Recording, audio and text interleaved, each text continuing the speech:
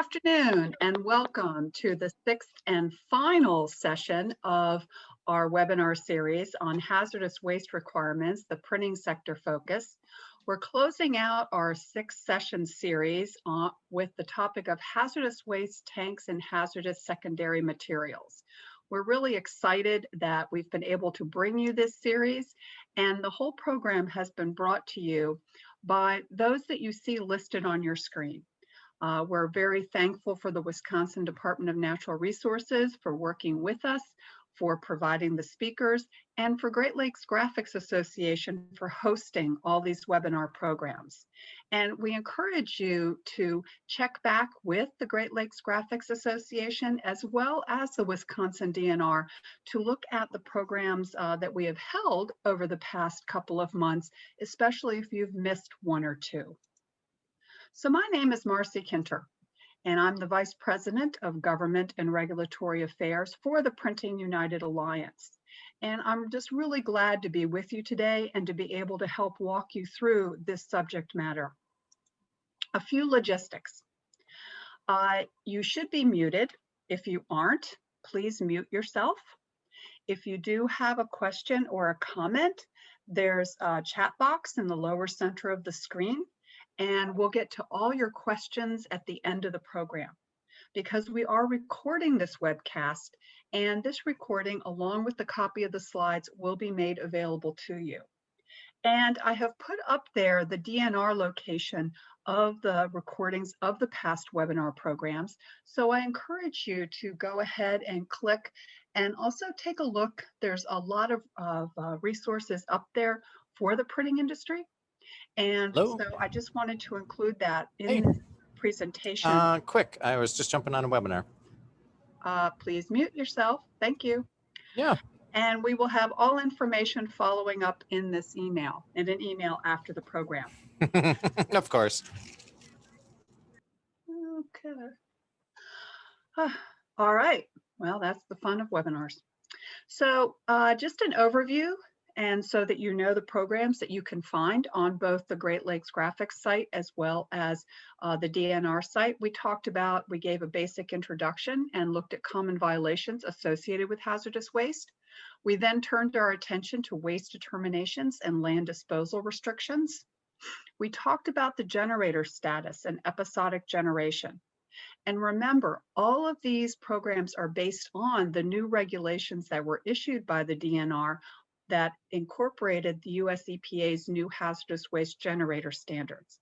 So you may think that you may know what your requirements are, but I encourage you to take a look at these sessions.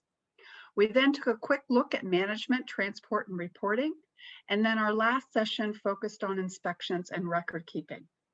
And today we're going to talk about tanks, exemptions, and hazardous secondary materials. So I'm really excited today to introduce our speaker, David Panofsky. David is an engineer with the Department of Natural Resources, and he has been there since 1990.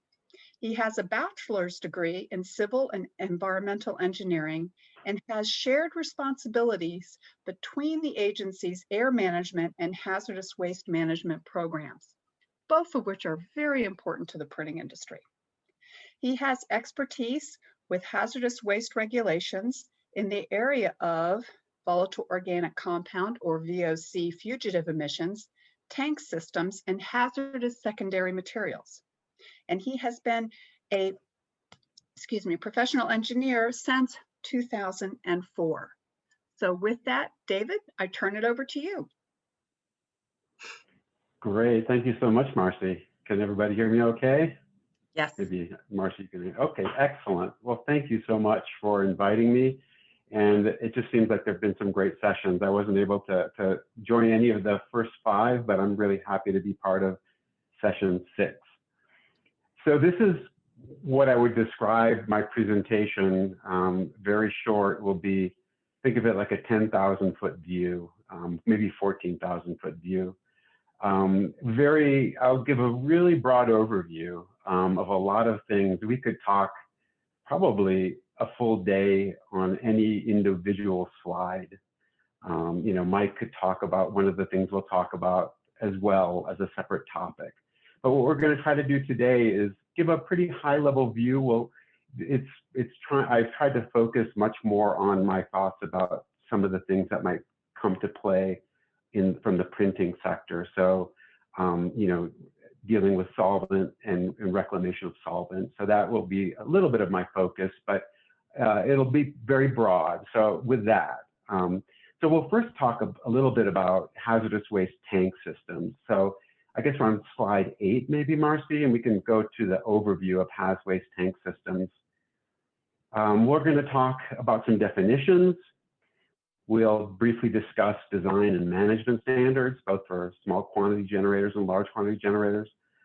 We'll talk about this, whether CC applies. Maybe some of you know these are reference to rules dealing with the control and the minimizing of volatile fugitive emissions from tank systems and containers. We'll talk about some ancillary equipment and some equipment that I find kind of confusing. I think a lot of us do, even from the regulatory side. And then kind of pass through compliance in terms of looking at this haz waste tank system. We can advance to the next slide. So if we're talking about hazardous waste tanks in tank systems, we need to kind of understand what the Resource Conservation and Recovery Act, RCRA, defines as a tank. And it's kind of got 4 main parts. The first part is that it's a stationary device. The second one is that it's designed to contain an accumulation of hazardous waste. The third one is that it's constructed primarily of non-earthen materials. You know, these are examples, wood and concrete. I don't typically see that. Steel for sure, some reinforced plastic sometimes, fiberglass, even other types of materials. And then that the actual tank itself provides some kind of structural support. So these are the kind of the 4 main parts of the definition that are in RCRA, and it's kind of all lumped under one big piece. Let's go to the next slide. Here are some examples of something you might find, probably not at one of the facilities you might be familiar with, maybe so. It's pretty obvious. It's even labeled. This is part of a tank farm. Looks like probably both of them are hazardous waste tank systems. Let's go to the next one. So what about this one? And you can advance the next 2 slides. I think they'll just bring a few circles around the tanks.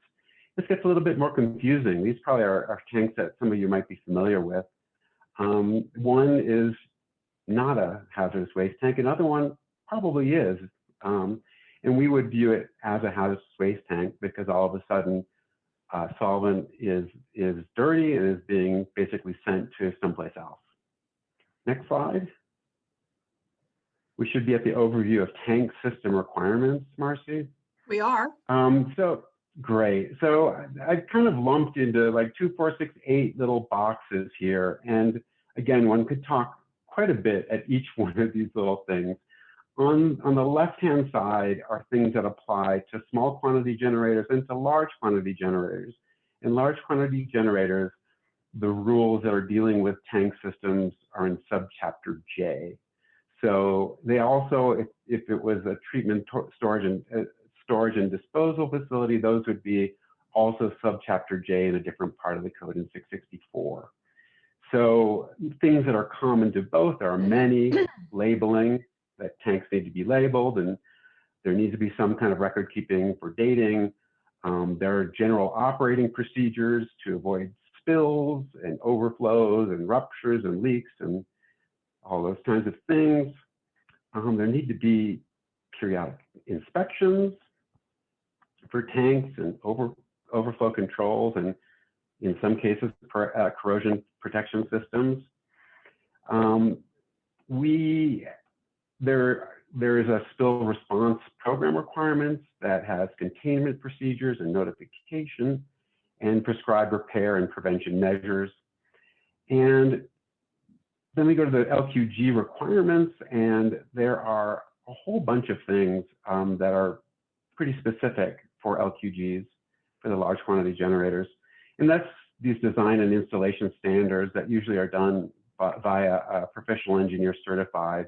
And it's a check of the design standards, in some cases external corrosion protection, equipment inspections, tank tightness, all of the things to design and then to actually install and to verify that this tank system is actually operating properly. There are requirements for secondary containment and release detection for both tanks and ancillary equipment. There are equipment setback requirements and special management procedures for ignitable and reactive waste. And then I talked about it before, air emissions, which is under the subchapter CC portion. So in short, these are kind of, in a real nutshell, these tank system requirements. Let's go to the next slide. I'm trying to advance my slides parallel. So we should be on the tank systems.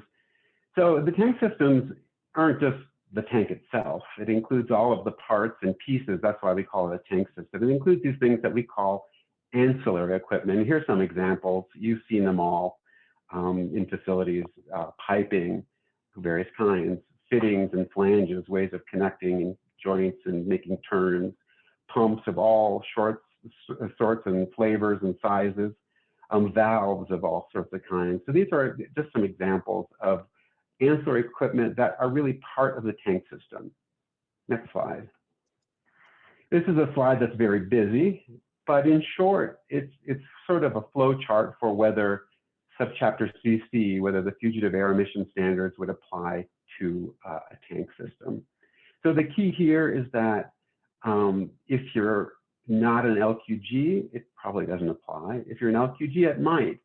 And if you've got basically some kind of a material that has at least 500 parts per million by weight of volatile organic compound, you're into subchapter CC.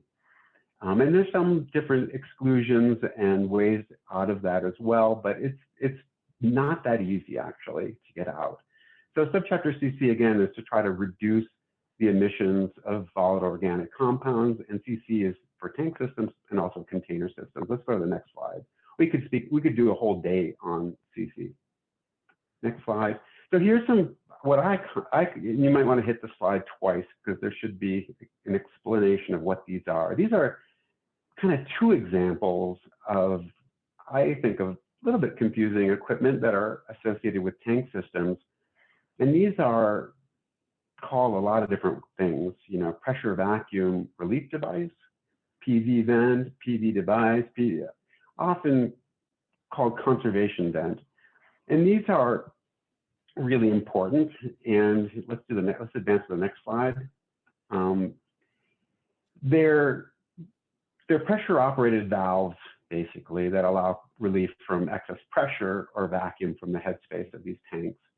And they're required because you will find horrible damage if you have you're pumping out, or you've got even some atmospheric conditions where you can have incredible damage to the tank primarily from vacuum situations, but even over pressurization and other problems. So they're called conservation vents because they're designed to conserve contents by reducing evaporative losses. So when you're not pulling in air or pulling in nitrogen, you are basically in a situation where you're not losing volatile compounds. If you're pumping into a tank or the pressure's increasing, you might also be having a little burp or but then again, it resettles and that pressure of that conservation vent will reseal. So the next series, if you want to advance to the next slide, I think it's 18 maybe. These are a couple examples, and you might be aware of these. These are a different type of thing that's often associated with a tank system. And these are what are typically called in the regulation safety devices, and oftentimes used by people that are designing and working with these systems, called emergency vents. These are critical for many situations, but particularly if you have a fire, you don't want to bomb. You want to be able to have some emergency venting. And it's not used for routine venting. It's really just for emergency situations. Let's advance to slide 19, which is a little bit more, because these are particularly confusing if you are having to deal with these safety devices, because they really have to meet certain conditions. And this is where CC and another part of the fugitive air emission standards, subpart BB, come together. So if they're going to be operated as a safety device on a tank, the device is not used for planned or routine venting in general. The device must remain in a closed, sealed position at all times. During normal operation, these devices are normally, some examples I showed before, ruptured discs, O-rings, a discharge port to a closed-end system, other types of emergency use devices. But what's important with those safety devices and what makes them complicated is that the standards that apply to those particular devices are in subpart BB. So a little bit confusing, but let's move to the next one. Let's go to how do we make sure that we're in compliance with the tank rules or tank regulations. So this is slide 20, paths to compliance for tank systems. So the simple one, which obviously is not that simple, is just meet the tank standards, the system standards that are outlined in Subchapter J or in the small quantity generator requirements. And of course, like everything, there are some exemptions, and some of them are, some examples would be these wastewater treatment units, an elementary neutralization unit, and probably these things don't much apply to the printing sector. Product tanks, for sure. Temporary spill response tank, yeah, likely. One that we have come across before, and I think that I know that US EPA Region 5 has been very consistent and has stated so much, is that the closed loop recycling exemption doesn't apply to dirty or used solvent. And it has to do with EPA's talking about the manufacturing production process as opposed to using solvents for the cleaning process. I think that this has been a bit contentious, and I can understand it, but EPA has been very firm, and we've been consistent with EPA on this issue. And so the other thing that comes into play now that we have this part of the rule in place, and that's going to be the next part of the presentation, we'll be talking about this exclusion, which is under the hazardous secondary material conditional exclusion.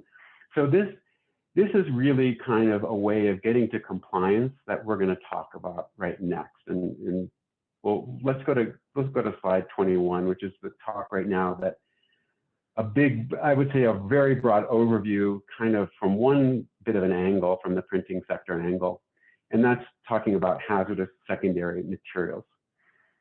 Next slide. So again, this is an overview of what I'm going to talk about. Each one of these topics you could spend a long time on. We'll do a little introduction to this rule that's only been in place for, well, a few months now, I guess. We'll do some definitions. We'll talk about one of the flavors called the generator-based exclusion, which has kind of three parts to it.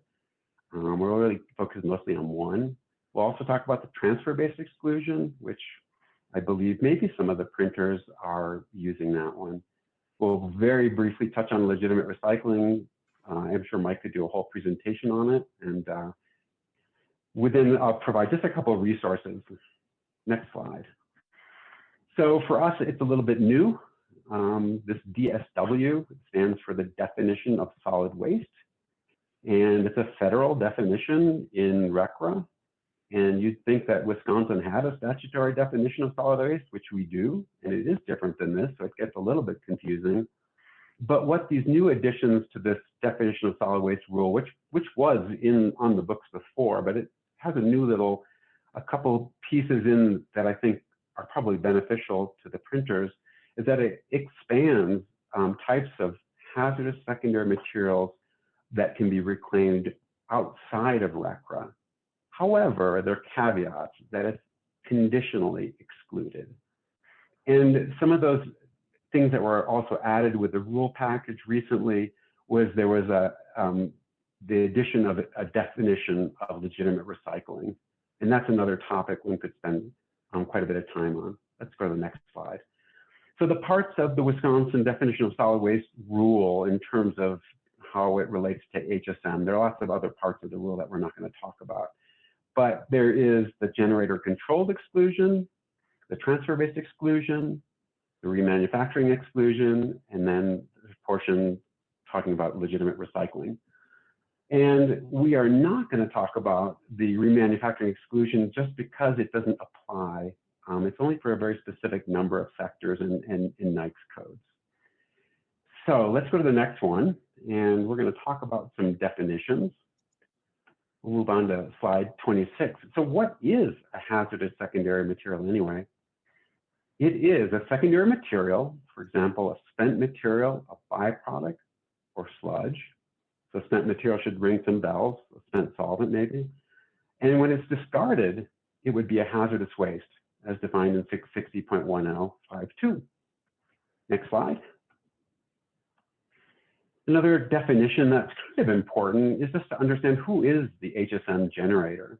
It's really any person whose act or process produces hazardous secondary material at the generating facility. And generating facility means all contiguous property owned, leased, or otherwise controlled by the HSM generator. And then it further states in the rule, a facility that collects hazardous secondary material from other persons is not the hazardous secondary material generator. Next slide. This has got a lot going on, but it's basically showing the flavors of the generator controlled exclusion, which are kind of three parts. It has the reclamation that's on site by the generator. It has reclamation that's off site at a facility that is controlled by the same person, so it might be the same company. And then the third one is reclaimed through a written contract between a tolling contractor and a toll manufacturer, which is different than a transfer-based exclusion. Let's go to the next slide. In reclamation, what is that? That is, the definition is a material is reclaimed if it is processed to recover a usable product or regenerated. Next slide. And control is the power to direct the policies of the facility, whether by the ownership of stock, voting rights, or otherwise. And let's go to the tolling definition, because this is what is mentioned in that one exclusion. It's when HSM is transferred directly from a tolling manufacturer to the tolling contractor for reclamation. So if you were somebody that had a product that was produced elsewhere and they produced a waste and they sent that waste back to you, they would be the tolling manufacturer, and they would send it back to you, and that could be potentially under this part of the generator-based exclusion. So how do you qualify to get into one of these parts of the exclusion of the generator-based control? And these are the pieces that we'll talk about in the next series of slides with some more definitions and some examples. So the HSM must be contained. That's a really, really crucial piece. There needs to be notification to the DNR of that exclusion that it's going to be relied upon. There need to be some emergency preparedness and response plans.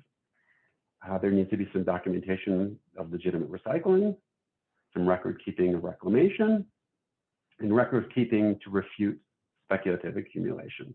We'll get into all of these a little bit pretty briefly. Next slide. And of course, there are more definitions because it all boils down to these definitions. Let's go to the next one. The one that I think is really important is this contained definition. I think of it having kind of three main parts. Let's go to the next slide. So contained means that it's held in a unit in good condition, no leaks or releases, and designed for a hazardous secondary material. And it also means no unpermitted releases.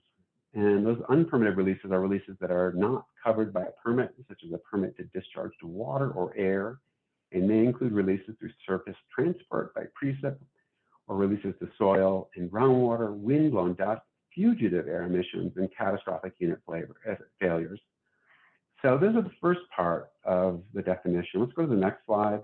Slide 2. It also means that it's held in a unit that is properly labeled or otherwise has a system such as a log to immediately identify the hazardous secondary material in the unit. And down below is a graphic, just an example that EPA had for labeling. So it's a little different than a hazardous waste label for a tank, but it's one example. Next slide, we're on to the third part of the contained definition.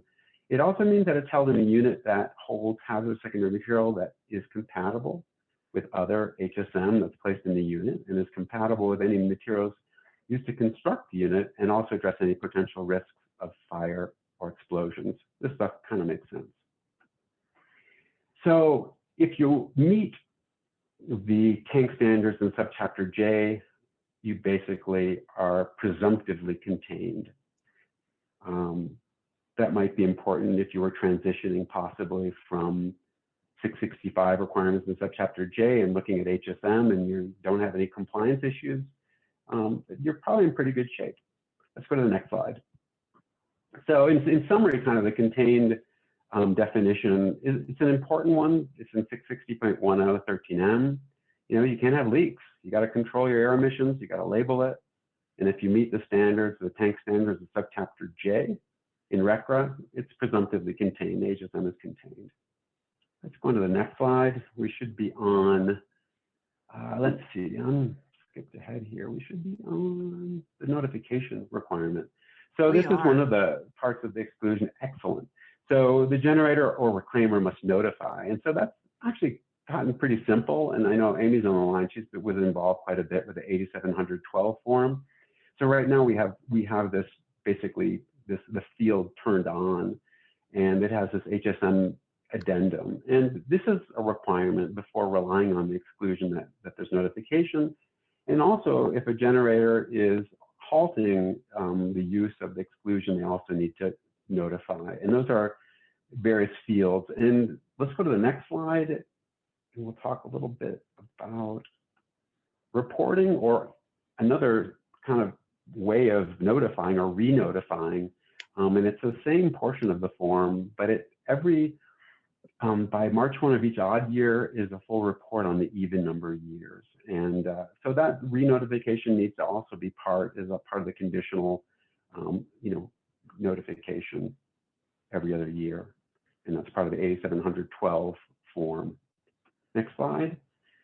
And emergency preparedness response, if you're in a large quantity generator, you're very familiar with that. For HSM, it's kind of got similar categories, like a larger category and a smaller category. So for the generators and intermediates and reclaimers of less than or equal to 6,000 kilograms, there needs to be basic preparedness and prevention and emergency procedures. And if you're a generator or intermediate or reclaimer with greater than 6,000 kilograms, it's a little bit more expensive, and it's much more similar to a large quantity generator contingency planning.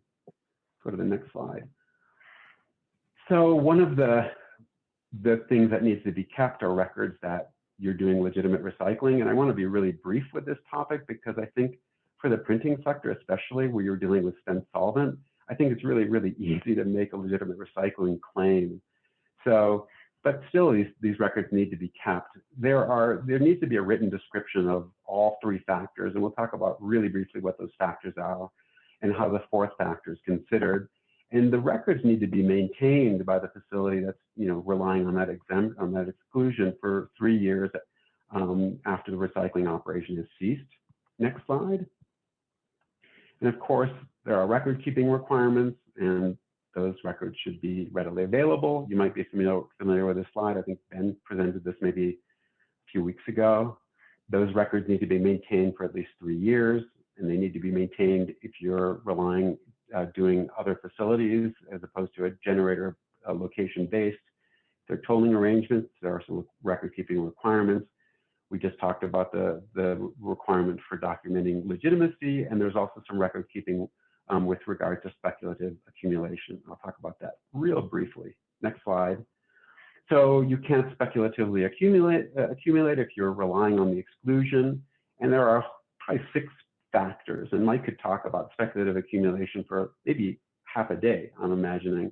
But the 2 important points that I think about is that you're not speculative accumulating if you have a material that's potentially recyclable and as a feasible means of being recycled, and during the calendar year, the amount of material recycled or transferred to a different site for recycling equals at least 75% by weight or volume. And there are other parts to it. There are other 4 parts, but we'll skip over that. Next slide. So summary about this generator-based exclusion and the transfer-based exclusion really is that it's an opportunity, and it's a really great opportunity, but it has continuing responsibility. And so once a material that was managed as a hazardous waste and one needed to comply with tank system requirements and possibly RCRA air rules, the CC and BB rules, all of a sudden, this material might be managed as a conditionally excluded hazardous, secondary hazardous material. In other words, it never became really a hazardous waste or even a solid waste. And so this definition of solid waste says if you conditionally do these things, we're not calling it a solid waste. You can reclaim it, but you got to do certain things. So if a generator or reclaimer doesn't meet any part of the exclusion, and we talked a little bit about some of the conditional pieces, the generator or reclaimer can't rely upon that exclusion. Maybe that makes sense. Let's go through an example. We'll go to slide 47. Are you guys getting tired, or is this working for so far? We're doing great. Are you asleep, Nancy? As long as you're okay, we're good, I think. So we'll go through an example. This says example 1, but I think this is an example that might ring pretty true to some of the folks on the call. So let's say today, and today could be, I guess, yeah, we'll just say February 23rd. Facility generates. So some of the things that I add to this description of the example might not even be relevant to what we're talking about. I throw them in there just to kind of trick you a little bit. So today a facility generates a lightly used solvent, which is transferred from a parts washer. We'll just say that it's within a permanent total enclosure, just to make it maybe realistic, via a pump through double-walled steel piping, all joints welded, maybe stainless, looks beautiful, a series of valves. And that all heads to a 5,000-gallon stainless steel used solvent tank, which is in great condition, looks pristine. This used solvent tank is also connected to a distillation unit, and that distillation unit generates still bottoms, and then it sends reclaimed solvent to a clean solvent tank. So let's go to the next slide, which would be 48. So here's some questions for that example. And maybe they're questions for me, but we'll talk about it a little bit. And if I had you in a room, I'd start picking on people and they can answer my questions. So how does Wisconsin view the scenario, maybe prior to and after the adoption of HSM? And it's a little bit of a trick question because I'd say that we view it the same. It's basically a hazardous waste that's being generated. And if you wanted to manage it in a different way and follow the HSM rules, you could conditionally do that. But it still is a hazardous waste. And you would have to go through those conditional exclusions to basically get into the HSM part. So yeah, I already told you what hazardous waste rules apply to the situation. So if you weren't relying and able to rely on the exclusion, you might have subchapter J if you're an LQG, the tank system rules. You could even have CC and BB, the fugitive air rules. Let's go to the next slide. We're on slide 49. So does the situation lend itself to the generator-based exclusion? Any other HSM exclusions? And of course, that's a leading question. The answer is probably yes. What if the generator of the used solvent doesn't notify the DNR? Can they rely upon the exclusion? That's also a little bit of a leading question. No, you don't meet one of the conditions of exclusion. You got to notify.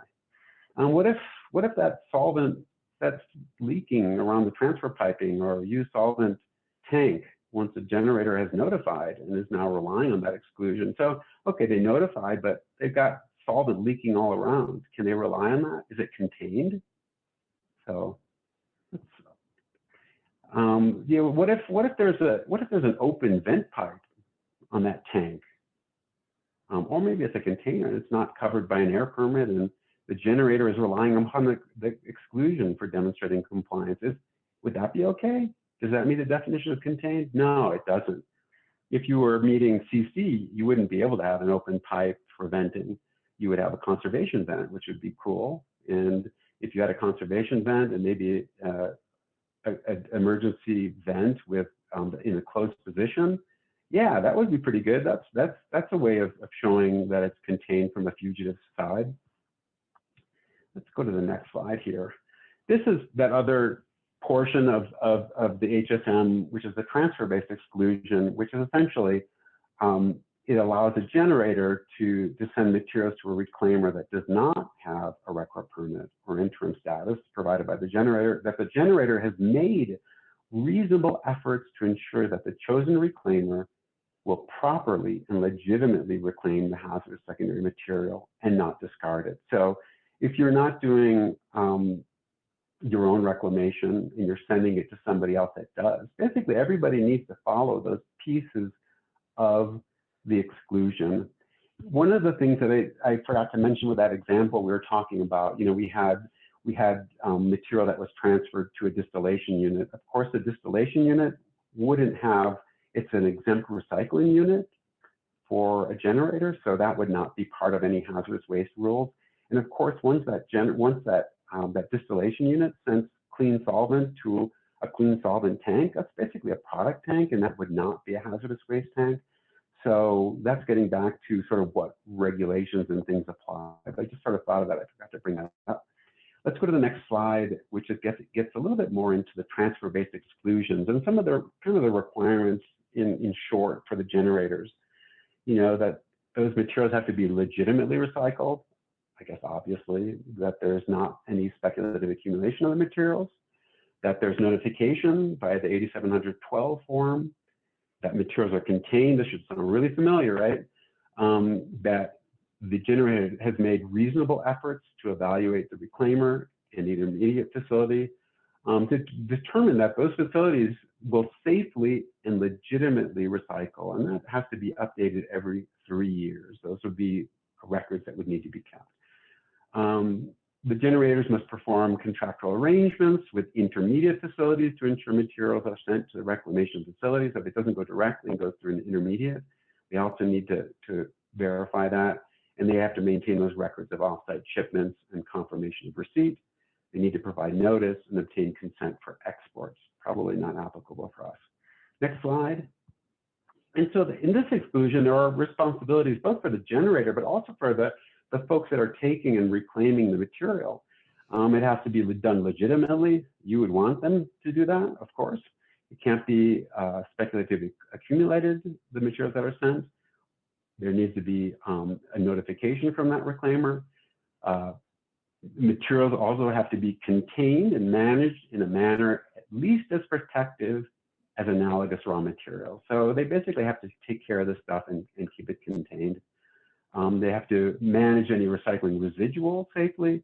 They have to maintain records of shipment and send confirmation of receipt to the generator. And they also have to have financial assurance. So that's a big deal. So the next slide, 54, real briefly, I made reference it a few times, legitimate recycling.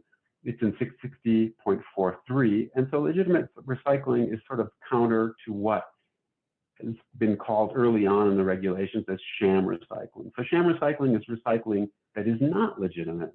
Is really just disposal of hazardous waste in the guise of recycling. And determining whether hazardous waste recycling is legitimate or sham depends on case-specific circumstances. So that's a really important piece, this case-specific business. Let's go to the next slide, slide 54. A little bit of background, kind of the legitimate versus sham recycling. Legitimate recycling has been really a part of the hazardous program since at least 1985, and discussed in the preamble and policy memos. And this rule package, this thing that we're kind of talking about today, the piece of the definition of solid waste rule, explicitly prohibits sham recycling. And so this legitimate recycling provisions are now on the books. And so it really makes the rules are more transparent and enforceable, and will reduce the risk of environmental damage from sham recycling. Companies that are complying with current recycling exclusions, for example, scrap metal recyclers, are not required to take any action. Next slide. So these are the basic this real big overview, the 3 requirements. The 4 codified federal legitimacy standards include: 1, that the hazardous secondary material must provide a useful contribution to the recycling process or to a product or intermediate. The second one is recycling must produce a valuable product or intermediate. The third requirement that must be met is that hazardous secondary material must be managed as valuable commodities. And then the last provision that must be considered is that the product of recycling must be comparable to a legitimate product or intermediate. Again, we could spend a lot of time talking about legitimate recycling. I think that for the printing sector, it's probably not that useful because we're talking about spent solvent that has value. We know that. So a couple resources. If you want to go to the next slide, Marcy, slide 56. This is kind of more background. At this point, you know, understanding where that 2018 definition of solid waste rule and you know, it's back and forth out of the states, but now finally Wisconsin has adopted it. You can look at what some of the other states are as well. A better resource right now is really, I think that McCoy's white paper is excellent. It's really good. It's pretty high level, but it gets into a little bit more of the meat and gets into maybe some other scenarios. So let's go to slide 57 and look at that. We're already at this portion. So I know I've gone pretty fast. I've talked about a lot of things, a lot of topics from a pretty high level. I haven't gotten into any details. And I don't imagine we're going to be able to get into a lot of case-specific details now with the questions and answers, but what do you think? Does anybody have any questions that I might be able to answer? Or if I can't answer, I can always punt to Mike, which is great to have him on the line, or to Andrea, or to all sorts of good experts. Probably you guys know a lot on this topic, so thanks.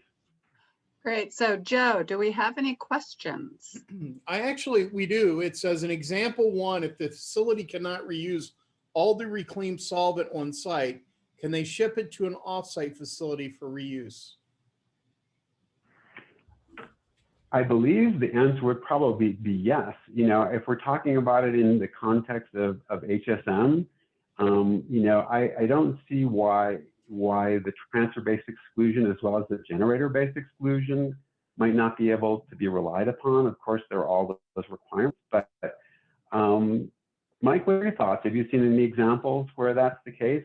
The problem is that there would need not be, you couldn't dispose of it. You couldn't take some and then call it hazardous waste, because what you really are doing is you're reclaiming that material. What are your thoughts, Mike? Yeah, so for, you know, especially in the printing industry, under the generator controlled exclusion, you could either recycle the solvent on site or you could ship it off site to a facility that's owned by you. And that would still meet the HSM, you know, the generator controlled exclusion. And of course, the other one would be the transfer-based exclusion. I'm not aware of any printers or any other sites out there in Wisconsin that are currently a transfer-based exclusion. But a transfer-based exclusion allows you to send your solvent off-site for recycling and then get it back.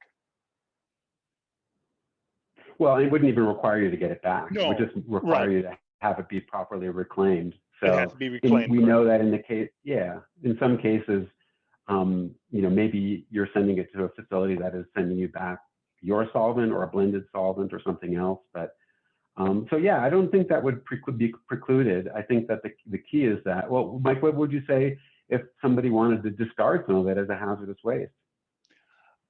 Then what you discarded would be considered a solid waste and therefore hazardous waste. And exactly. So all of a sudden you'd have to follow the hazardous waste tank system's requirements. You couldn't just have it in a hazardous secondary materials if you're not actually recycling that material. So that's part of it. It just has to be properly recycled.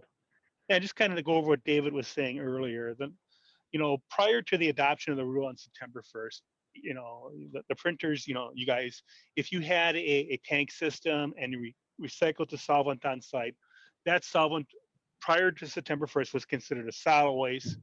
And because of that, you would need to treat the tank as a hazardous waste tank system. And if you're like an LQG, you're subject to, you know, subchapter CC for the tank and, you know, subchapter BB for the piping. But if you follow the HSM, those conditional exclusions, you got to follow all of them. Then you don't need to treat the tank system as a hazardous waste tank system. You do not need to comply with subchapter CC or subchapter BB. And the solvent itself is not considered a solid waste. Again, these are Dave made it clear, these are conditional exclusions. They all need to be followed, get away from the tank standards and the RCRA air standards. Yeah, I think that's really helpful. Well, the thing that to me, you mentioned, CC and BB. I would say that, yeah, you don't have to follow those, but essentially you have to follow those in practice, because you can't have fugitive emissions. You can't have, an open tank. You can't do these things. So essentially, you in practice have to meet not even the performance standards, but you have to meet sort of the intent of trying to control fugitive emissions to keep things contained.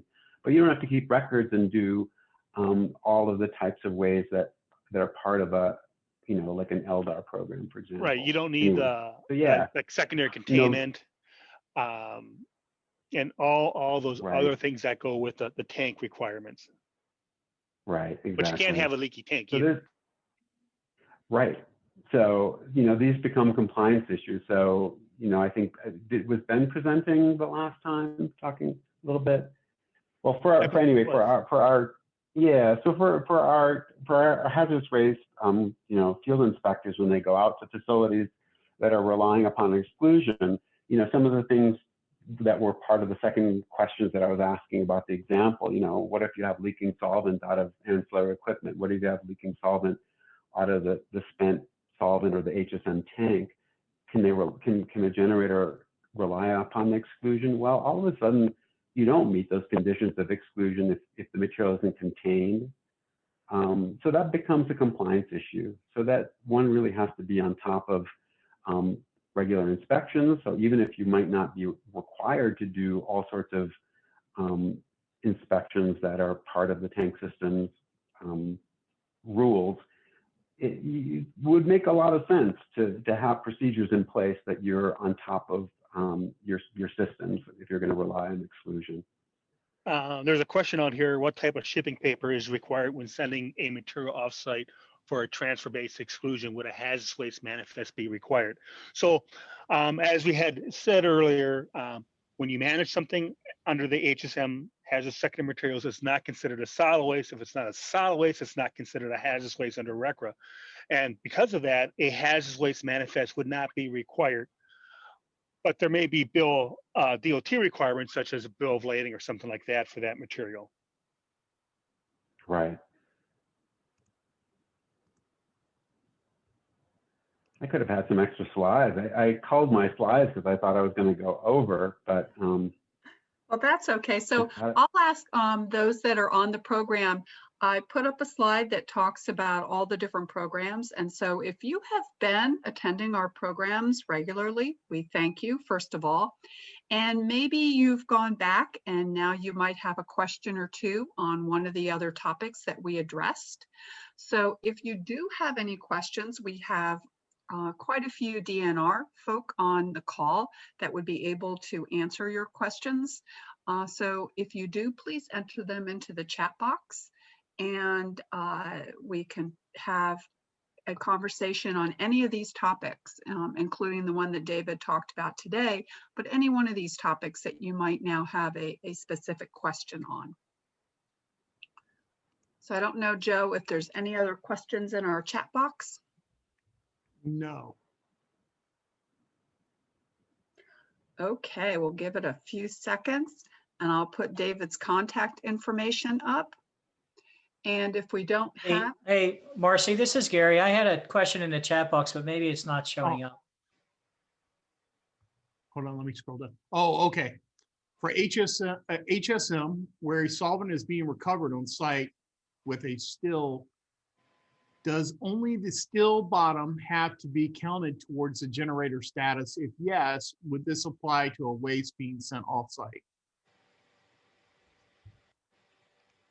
So if you generate a still bottom on site, it depends if that's, so if your solvent was just listed for D001, then the only reason your still bottom would have to be a characteristic. If you had like an F005 solvent, then that still bottom would count as a listed hazardous waste. So yes, the still bottoms would count towards your generator status. It's what we consider a point of generation, and as such, you need to make a waste determination. and determine if it's a hazardous waste. And if it is, then it would be counted. If it's being sent off site for recycling, like under the transfer waste exclusion, then no, it would not count towards your generator status. If it was going off on the generator base exclusion, then that facility, that recycler, that site would count that as a still bottom for their site. Right. So everything, I mean, basically the only potential point of hazardous waste generation in that scenario would be those still bottoms. So there would have to be a determination made whether those are hazardous.